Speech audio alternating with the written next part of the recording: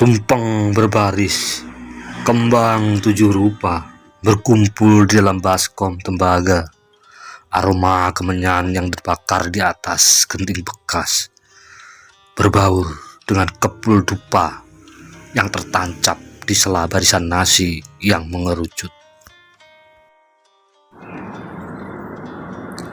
Di tengah persawahan ada sebuah punden kecil, tempat keramat serupa makam. Usianya sudah lebih dari seabad, tetapi tiang penyangga dan atap jeraminya masih utuh.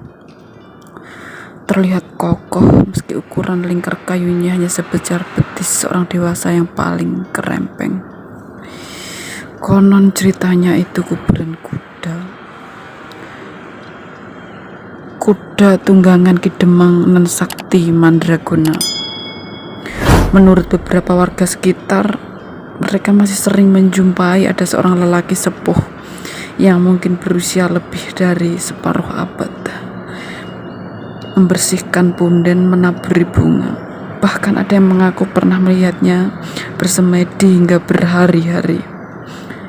Tapi tak semua mata mampu melihat hal tersebut, kecuali mereka yang memang diperkenankan. Tak jauh dari punden tumbuh pohon beringin yang lumayan unik. Selain daunnya yang tak pernah lebat, tinggi pohonnya pun tak pernah bertambah. Seorang ibu dengan balita di gendongannya duduk di hilir, memandang persawahan yang sedang berlangsung ritual panen. Acara seperti ini memang sudah turun-temurun dan sampai sekarang masih berlanjut. Bahkan tak berani sekalipun untuk meniadakan. Dan untuk alasan detailnya belum jelas hingga saat ini. Tapi yang pasti masyarakat persawahan tersebut selalu guyup rukun dan saling bahu-membahu. Beringin Pertapa, begitu julukan dari warga sekitar. Tidak ada yang berani sembrono di situ. Para orang tua selalu mewanti-wanti anak cucunya supaya tidak bermain di sekitarnya. Konon memang sudah banyak kejadian di luar nalar terkait pohon beringin itu. Jika malam telah membungkus alam, cahaya senter dengan kekuatan baterai 8 pun tak mampu menembus dinding, daun serta sekujur kulit pohon itu. Semacam ada pelindung khusus yang tak tertembus oleh pandangan mata manusia. Kalau mentari terbit atau tenggelam, burung-burung berdansa dengan sejenisnya, saling menukik dan mencuit semaunya, hingga terciptalah suguhan khas aroma pedesaan yang jauh dari polusi. Akan tetapi keanehan itu tetap tercium, karena tak pernah ada seekor burung pun yang singgah di antara rimbunan pohon beringin tersebut. Kenapa hal itu bisa terjadi? Bukankah seharusnya dedaunan yang menghijau dan ranting yang lebat itu sangat cocok untuk kaum burung membangun kampung di situ? Atau memang bahasa alam telah memberikan larangan semacam peraturan daerah yang melarang keras bangsa burung agar tidak singgah atau hinggap di area situ? Dan jika sampai melanggar akan ada istilah hukum gantung seperti para pengedar narkoba itu?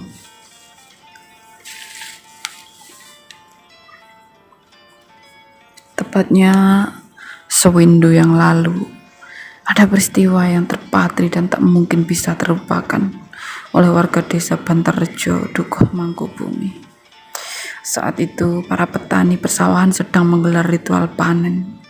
Bapak Joyoroyo, kepala Dukuh Mangkubumi, kebetulan memiliki 2 petak tanah yang lokasinya di kirian kanan punden dan selalu dijadikan tempat rutin untuk menggelar acara ritual. Tepatnya di bulan 12, hari ke-15 atau malam Purna Candra adalah hari yang telah disepakati untuk acara kenduri sawah. Berbagai macam tumpeng sudah dipersiapkan oleh warga sebagai bentuk syukur atas panen yang melimpah.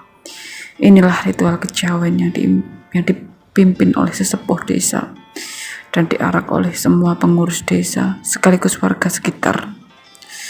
dengan balutan busana adat Jawa kuno, menambah suasana malam itu semakin sakral. Di saat kusuk-kusuknya mereka melangsungkan ritual, tiba-tiba obor yang ditancapkan di sepanjang pematang mati secara serempak, bagaikan ada bibir jahil yang sengaja meniup satu persatu rentetan obor itu. Barisan obor pun disulut kembali, lalu ritual juga kembali dalam kekusyukannya. Selang 60 second kemudian, obor pun kembali padam. Tak hanya itu, barisan tumpeng meledak bergiliran. Nasi dan lauk pauknya serta semua sesaji berhamburan. Tumpeng paling besar yang berdiri kokoh di barisan terdepan meledak dengan kekuatan dahsyat bom panci. Lalu ingkung ayam yang berukuran lumayan besar terlempar mengenai kepala Abah Jati. Beliau itu adalah sesepuh yang memimpin ritual itu. Menyusul kemudian batang-batang obor berkelimpangan ke tanah. Semua warganya bisa takut dan bungkam kecuali si Abah Jati. Seketika ia berdiri, melepatkan kedua lengannya ke atas perut. Mata alangnya tajam menghadap ke arah sumber gemuruh muncul. Kaki kanannya dihentakkan ke tanah 3 kali. Bibirnya komat kamit, merapal mantra yang hanya terlihat tanpa terdengar. Disautnya satu obor yang tergeletak di bawah kaki. Lalu disulutlah bibir obor untuk memberi penerangan kepada langkah kakinya yang ingin menuju ke arah pohon beringin bertapa. Abah Jati semakin mempercepat langkah kakinya hingga jarak dengan pohon beringin hanya tinggal beberapa jengkal saja. Beringin yang berusia lebih dari seabad itu seakan menantang sang sesepuh. Tubuhnya digoyang kian kencang.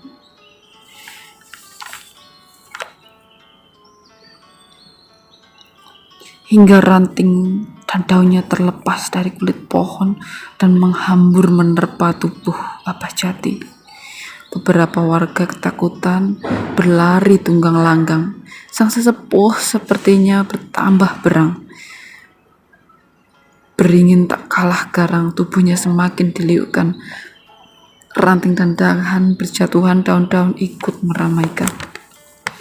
Langit juga berubah, wajah yang tadinya bertabur bintang kini hitam pucat, pekat. Purnama jadi saksi saat dahan-dahan beringin ditabrak gulungan angin lalu menghantam kening Abah Jati. Ranting-rantingnya menjulur mengikat raga warga yang tak berdosa, hingga ada yang tercekik sampai nyawanya meninggalkan mereka.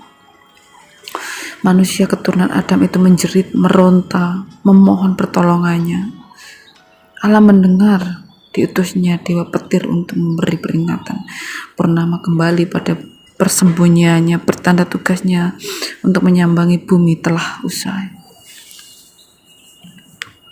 Beringin, apa maksudmu mengintimidasi dan mengamuk membabi buta kepada wargaku yang telah mempersembahkan sejazi untukmu? Hah?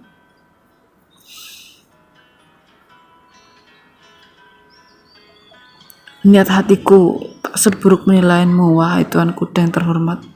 Hanya saja aku sedang gulana, wahai Tuan. Dan jika kau tak tahu, aku rasa kamu hanya pura-pura tidak tahu, atau mungkin memang tidak mau tahu. Tidak usah bersilat lidah denganku, beringin tengik.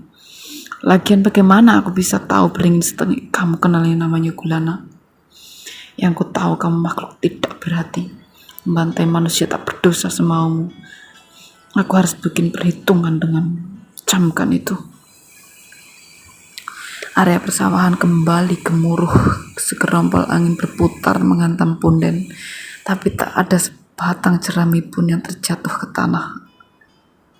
Asap putih kehitaman mengepul dari gundukan tanah yang bertaburkan bunga 7 rupa, menggulung, membumbung dan menghantam tubuh beringin.